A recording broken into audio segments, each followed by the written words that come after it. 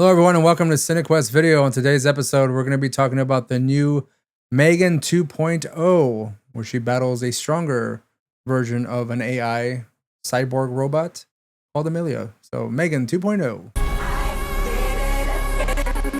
All right, Roland. We're going to be talking about Megan 2.0. Last time we talked about Megan, we talked about the first one. We did enjoy it. I still get a lot of flack from Bryce talking about us going to watch that. And did he ever get around to watching it? No, he never saw it. He's like, he never has any interest in watching that stuff. First of all, it's a Blumhouse movie.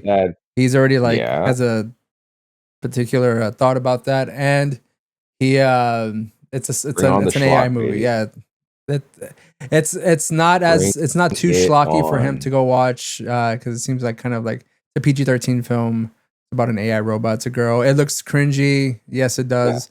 Yeah. But it was fun. It was a fun movie. A little here and there, but it's hilarious. Yeah, exactly. It knows it's fucking ridiculous. Yeah, and going into this one, I was expecting kind of the same. I was expecting a stupid, ridiculous type of film. I wasn't sure because of the trailer if they were going to continue with the horror aspect of it because it looked more Mission Impossible, science fiction-y kind of thing, you know? And that's kind of true.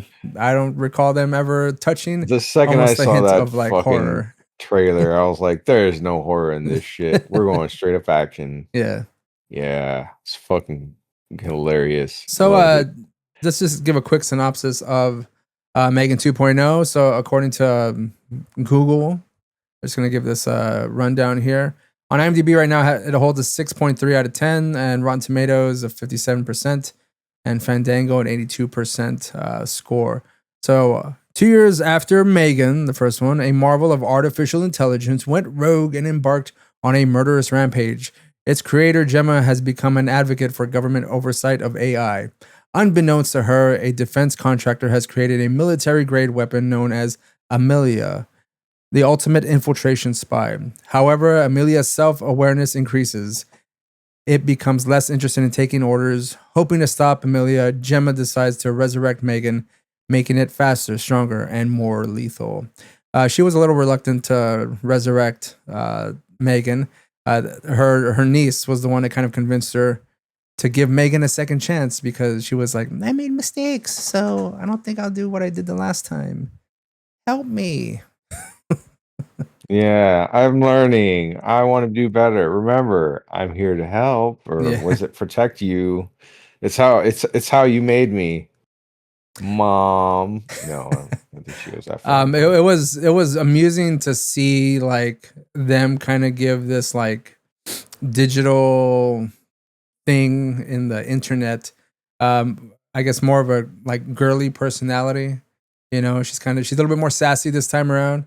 Making more demands. I mean, and the niece always like all that time learning and adapting. Yeah. Mm-hmm. And them thinking that she was gone forever because the actual physical Megan was destroyed, she was lingering around like on the internet and just like you said, learning, floating around in the void. Mm-hmm. Yeah, and I mean, she initially caused like some kind of it almost seems like espionage kind of things going on. And like I said, this movie kind of leans more towards science fiction than the horror aspect because the horror aspect was Megan, an AI robot going rogue and like killing innocent, quote unquote, innocent people to protect the niece, and which even in this one is her main objective as well. So nothing's changed in that aspect, but she's just a little bit more, I would say, self-aware of the people that the niece kind of cares about. So she doesn't want to hurt them initially, but she's kind of like a little loose on that aspect that she is kind of, if push comes to shove, she's willing to kind of do what she needs to do still to protect the niece, allegedly. So the dialogue in this one, I mean, everything is just, amped up to 11 kind of stuff. But it's much better. I mean, like, it's fun to watch how Megan interacts with everyone again, and they are constantly sort of referencing all the shit she did in the first movie. Yeah So and yeah, like there's even more sass. There's just a ton of action. Um, Everybody that I've read comments about this says that it's pretty much a Terminator 2 Judgment Day Omagi homage, right? Rip off as you were. So I'm totally gonna add it to that list, I, of to be honest that with you, we're gonna make I completely agree sometime. with you. Like it goes a little bit more T2 because she's battling a stronger version of what she would be. I mean, they're both like Right. AI little robots, cyborgs, if you will. Yep. And Megan Yep. is Yep. the T800. Melia is the T1000. Specifically, I mean, she's not liquid metal or There's anything, but I mean, she can still kind of like no. infiltrate and sneak into different places and like have a little bit more full control. Was there an aspect of it where she had like a sword hand? I could have sworn remember that happening at some point. I could be wrong. Yeah, I'm not sure. I don't remember entirely. But I think I just want that to so happen. there are a lot of really cool references to pop culture through the I want to Hmm. say 80s and 90s throughout this whole movie. So it's great for that. There's all of the the Steven Seagal references are Yeah, super great. I like the joke that Gemma makes to her daughter about I let you learn Aikido because it was the least least. like offensive or aggressive, Yeah, right? And then she turns around and like yeah, becomes a Steven Seagal fan and just like turns that shit into a weapon. And then at yeah. one point they even later fold that in, and it's just They so don't hard even. and It's not even like hilarious. subtle about it. Whenever they bring up those references, whenever the niece is in Yeah, trouble, she like literally is just layering on the titles of Steven Seagal films to see if she kind of gets the yeah, hint that she has yeah. to kind of That's what use I the was Apkido to get out try of a try certain not to go too situation. much into the spoilers, Yeah, but yeah. yeah, and that was really fucking hilarious. I think I I loved was it. the only one laughing in the theater when she was just like rattling off the titles of the Oh, and movies. there were a few other people in my theater. It was pretty empty, but like Yeah, there were a few that were just like, oh no, like, and I was one of them, just like visibly yeah. groaning, but also just like, damn it, I don't want to laugh at this. I hate you for making me laugh at No, this, it you was. bitch. I was laughing my ass off at that point because I was like, "This is the dumbest way to This is the dumb. reference Steven Yes, Seagal and and Apkido in weren't general." they almost breaking the fourth wall? I feel like they were staring at the fucking camera It when she the was way saying they the were doing names. it, they Pretty might as close. well have been because like they're Yeah, literally like saying these titles of these movies and almost like deliberately like looking at fourth. the audience saying like, "You get it, you get it, you get what we're doing here." Yeah, And the fact of yeah. the It matter is, was like, whenever they mention the Apkido stuff, when she's in her school and like she's at her locker, and yeah, there's like a bully that comes to her, and she has the fucking Steven Seagal poster in the back of her locker. I think yeah, it's yeah. I think it's above the law or something. And I was just like, I was like, Yeah, I oh think it my god, was. dude. Yeah, I was like, they're really gonna do this with Steven Seagal? Yeah, she becomes like a Steven Seagal fan. To me, that yeah, was like, and I love even yeah. the mom mentions like he's not a role model. He's not a good person. You shouldn't be like you shouldn't be And looking up to him. but that to me, that She's was like absolutely right.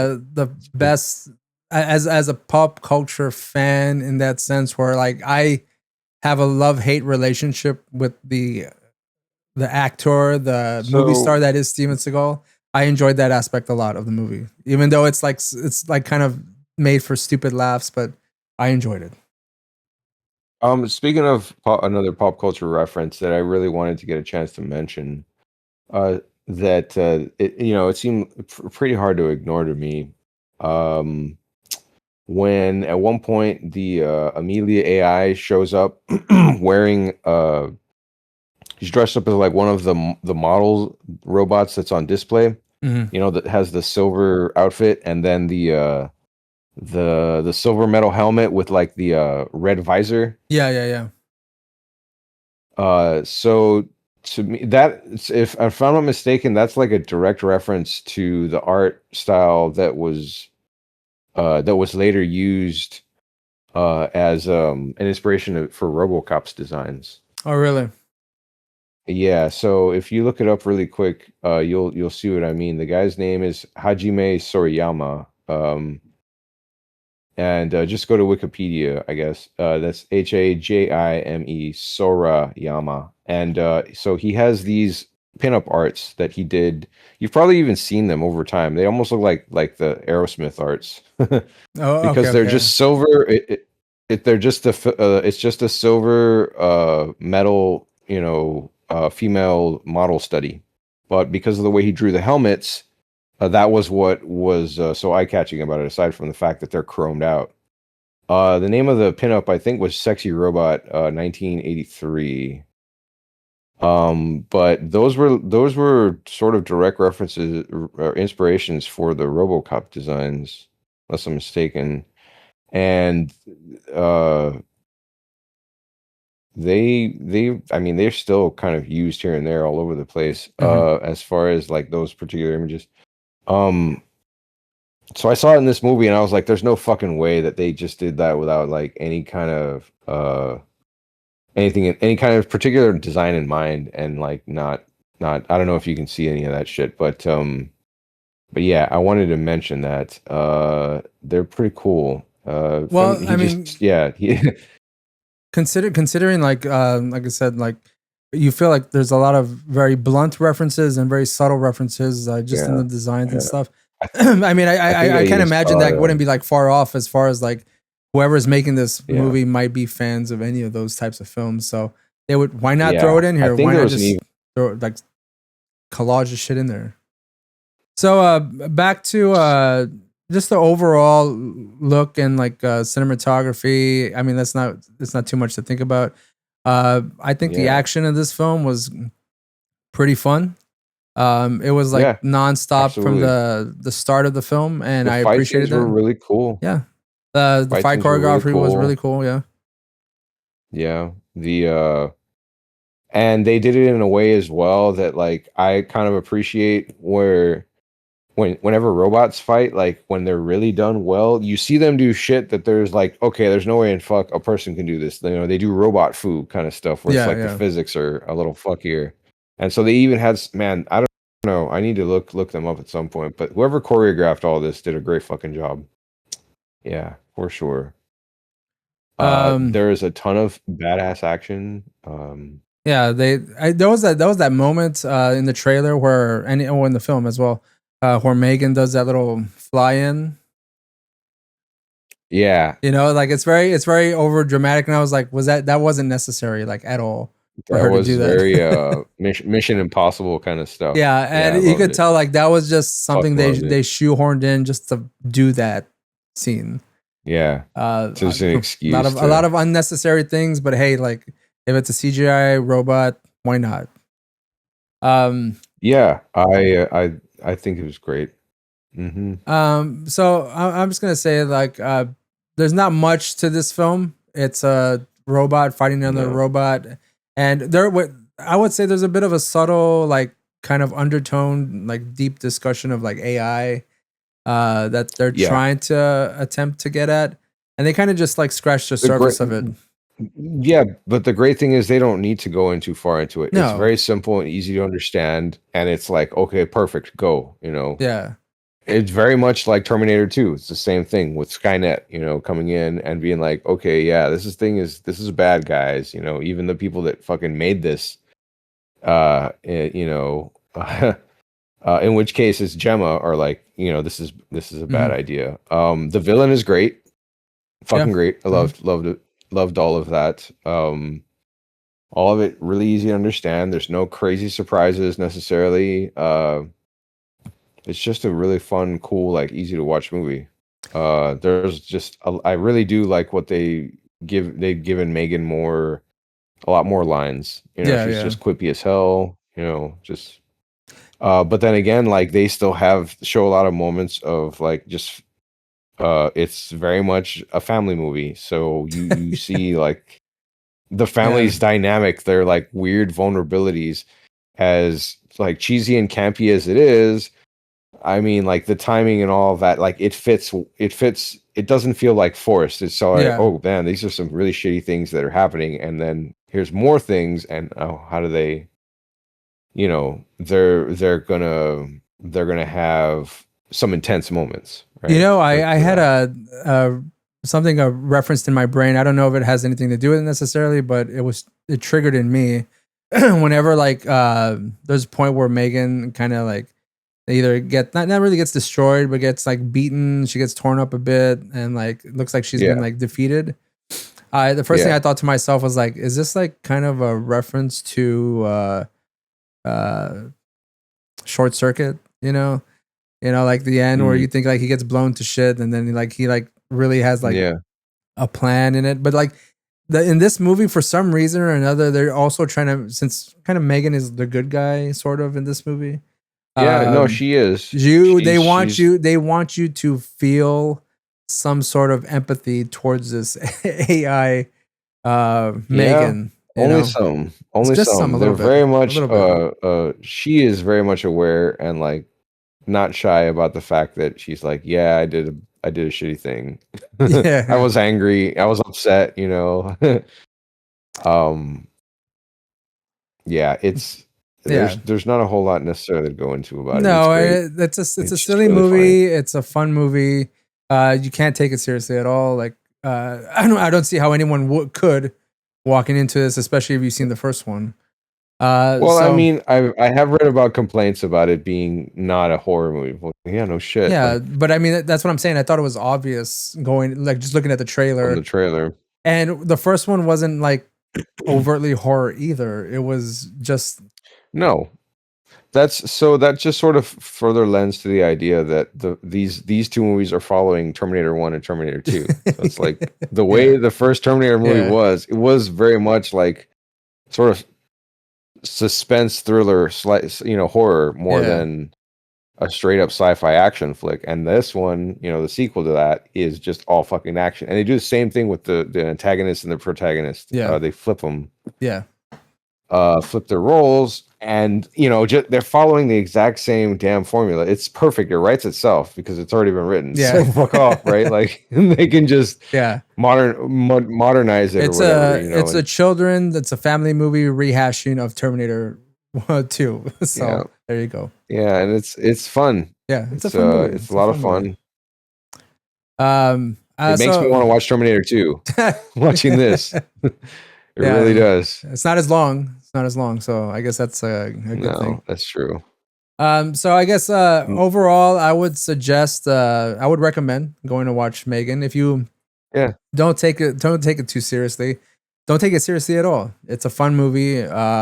If you yeah, just want to have a fun time in the theater watching two robots go at it, and we'll give you some Steven Seagal references, talk about AI and the doom that'll bring to our future, and yeah. also No, have it's already here. get a get a mediocre version of Terminator 2 in this film.